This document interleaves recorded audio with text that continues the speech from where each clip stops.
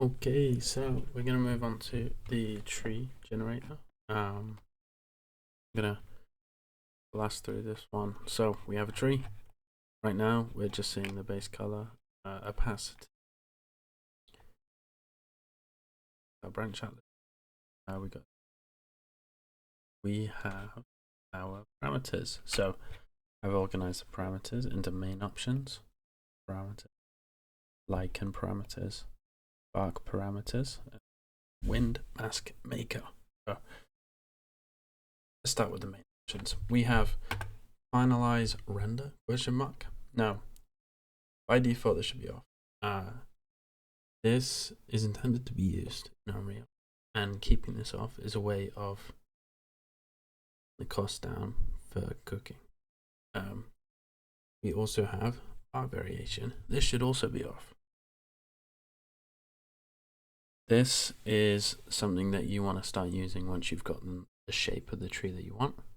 And then when you've got the shape and you got the bark variation that you want, that's when you finalize the render and bake it. Now I've added a randomizer. We can quickly see that in action. So that's just going to randomize the branches. Then we've got randomize leaves. That does randomize the leaves. Just the leaves don't come in until we finalize the render. Now we've got a style option. So we've got large, medium, and this says small, but it's actually taller than the other ones. By small, I mean thin and one trunk.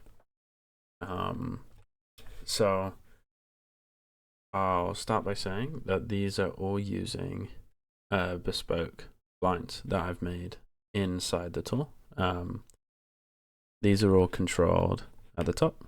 So the medium tree has these three curves. Large tree has these three curves. Those curves are used to make the trunks. Now, what if we want to now make a bespoke curve? So a bespoke curve that I've set up is this one. This very crazy curve. And if I put use custom spline, question mark, we see that the tree bends to perfectly follow the spline. It also makes sure to not let the leaves or the branches clip through the floor, which is a great addition. Now, I'll change to medium. Now you'll notice with the medium that is not keeping exactly to the spline. That is because of the spline deformation amount. If I put the spline deformation amount, it doesn't matter that I've toggled on custom spline. This will not acknowledge the custom spline because this float value is basically telling us how much should our original curves conform to the input custom spline. If I put 1,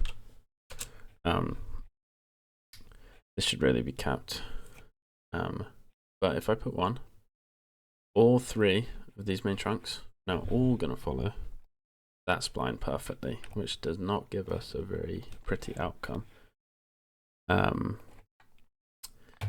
if I wanted to quickly just cap that, I come to spline deformation amount 1, lock, apply. Now, to fix an issue like this, we just want to choose a more reasonable value, like 0.7, or like I had 0.3 at the start. Let's put 0.7. Now, that means we'll still have the separate trunks, but they will generally follow, or maybe 0.5, just because of how crazy the curve is. Yeah, they'll still generally follow. And then if we finalize the render, so we like this shape, finalize the render, and that will add leaves. We've got a funny, funky shaped tree. It's very more art directed. It's intended for my concepts. Okay, so let's go back to small tree, finalize renders off, custom spline off, and just got a basic tree. Now we want to add bark variation. Let that cook. Now bark variation is a vertex color powered variation. And here we'll see black, which is normal bark. Red is going to be exposed bark, so where the bark has been stripped away. Then we've got blue, which is young heel bark, which is a transition between the black and the red. We've got yellow in places. Right now it's spawning the top faces of these branches. Now that yellow is moss. Then we've got green. The green is growths, like tree tumors. And then we do have lichen as well. And that is magenta. 0.1 is probably way too much. There you go. Like a spotty. So for now, we're going to keep lichen off. Lichen is useful. You don't need to use the vertex color in Unreal if you don't want to, but you can make the spots and then give it a very small displacement per color. More than that. There you go. Then you end up with a prickly tree. That's something that you want, but you can also change the size and the scale of the noise to get different types of prickly tree. So let's go to moss. Let's go to moss. That's probably my favorite one. It took me quite a while, and we can see an issue here that actually does need fixing. So moss, moss has these parameters. So we have moss displace. So we can bring that value down a bit, and you'll probably see the moss come in. We've also got the branch strength, so that displacement does apply to everything that's yellow, but it is multiplied by this moss branch strength. So this value is what's applying to the branches, and that's why the moss here is displaced in this, because with such small geometry, displacing can break it. So we notice that we have displacement here where we've got 2 points where one's being displaced and the other isn't, which then looks like we have maybe a bulge on the tree, which it shouldn't be. It should be moss. So we want to change the soft blend. Now the soft blend, you'll notice, doesn't just affect the noise, it also affects the displacement. And then you got the threshold, very same. The reason it's doing that is because the soft blend is actually blending the vertex color out, whereas the threshold is increasing just the whole area of noise. But then there's a final attribute which makes every value, vertex value, absolute. So all the yellow is completely red and green, just so it's a bit simpler to work with in Unreal. But that's something I hope to turn off. So if we want to work on the moss without affecting the displacement area, we work with moss scale. So we want to put it around here, because now all of the bulging areas have yellow. And we can use a secondary noise. Now the secondary noise just subtracts from the noise that we originally made. Now you'll notice the noise is mostly on top of everything, and that's because of the yaw and pitch value. So if I change the pitch value, so these pitch values, the pitch and the yaw value are used in an attribute wrangle as easy float inputs, which are converted into 3 vectors, and those 3 vectors control the direction of how the moss builds up. So right now I've just rotated. I wonder, we might be able to see this in real time. Yeah.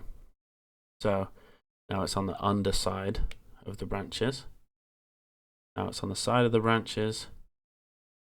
Now it's on the top of the branches.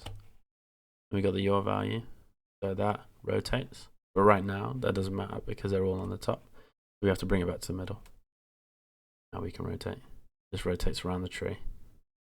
So let's say you really like the shape of the tree, but it doesn't make sense for your moss to be going on that side because of how the lighting is set. You just simply rotate, and these are exposed in Unreal. You just rotate your pitch value to, I mean, not pitch, sorry, your value to the other side you want, which I think is really cool. That took me quite a while to figure out, and I am very pleased with it. I think if I was to improve it, I would use the height of the tree to scale the moss as well, so that we get nice thick at the bottom, but doesn't get this kind of displacement at the top. But you'll see why that doesn't really matter when you finalize the render. All the branches just hide what's going on up there. Okay, so let's also say we don't want any moss. We could just turn it off, bring that noise scale all the way up, apparently, and then we can work on the bark parameters. So this is going to be controlling the absolutes of red, blue, and green. So red displaces the tree in while also using a different material, texture that we can reference in the material, so that we have what looks like a stripped bit of bark, and we can increase that value. I've capped the increase to a 1 flow. I can remove that cap. You can remove that cap, actually. I think you can just... Oh, no, I've locked it. Yeah, taking it too far will just make the whole tree exposed back. We then have tree growths. So those are the green. Those can be controlled independently as well. So we've got the actual displacement amount. We also have the red displacement amount, blue displacement amount. So blue and red have separate displacement amounts so that we can actually have a transition between black, blue, and red, and we can increase and decrease the threshold. So right now, the blue outer threshold is very close to the core threshold. You don't see much blue, but we can increase that. And you can also see with the displacement value that we've got a little ridge here, we've got flat blue, a little ridge here, flat red. Green is a lot more simple. Green is just noise. We can increase the amount of noise. The higher float values cause more displacement, and we can also choose what counts as a higher value and make that displacement amount more, which does end up with silly generations like this. But your concept might need that. Might need some cancerous trees. So if I move on to that's most of it. The last thing is there is knots.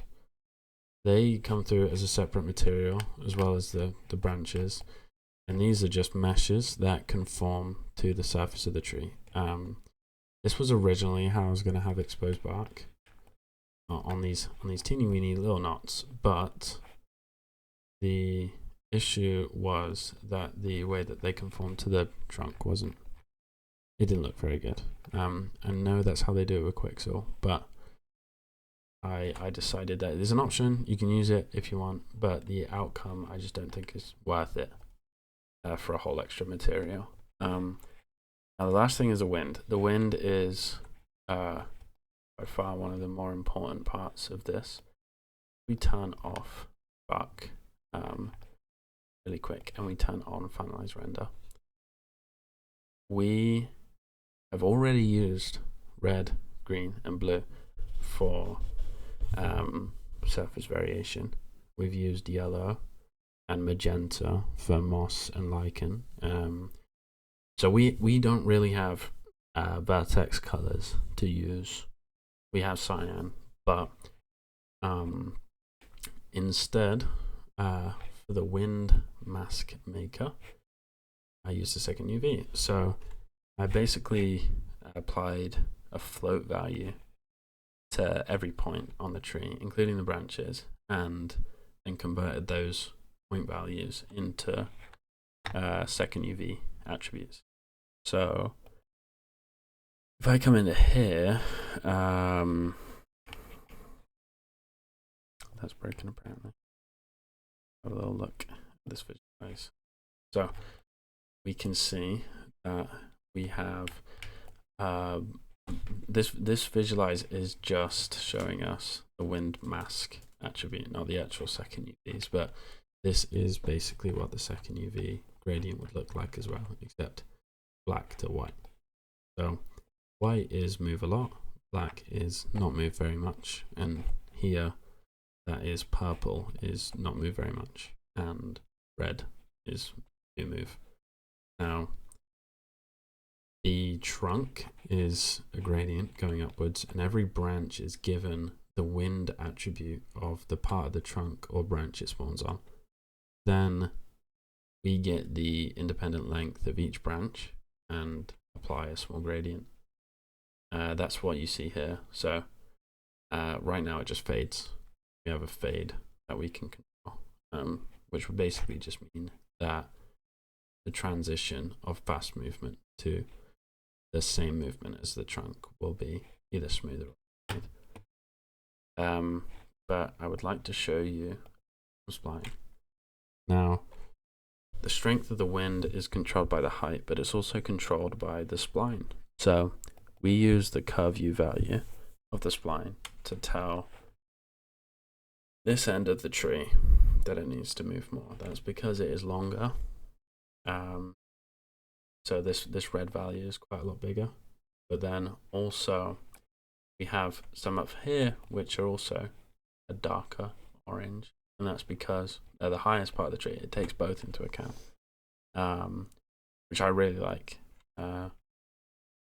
Now the trunk is still stationary, and I think if this tree was being blown by wind, these would be hit a lot, but the main swaying would occur in the tip of the tree. So we take the tip of the tree, take the height, bounding box of the tree to make that wind mask attribute.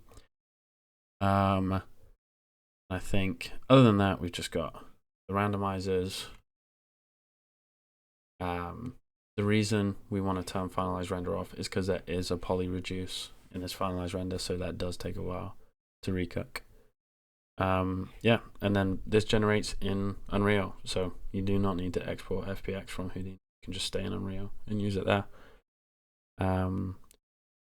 Most of the issues are just about how long it takes to generate, and that it might crash if you're trying to generate loads of variation while finalize render is on. I suggest you start by making the shape of your tree with a spline. You then want to add your bark variation, and then once that's fine, finalize render and bake. But thank you for listening.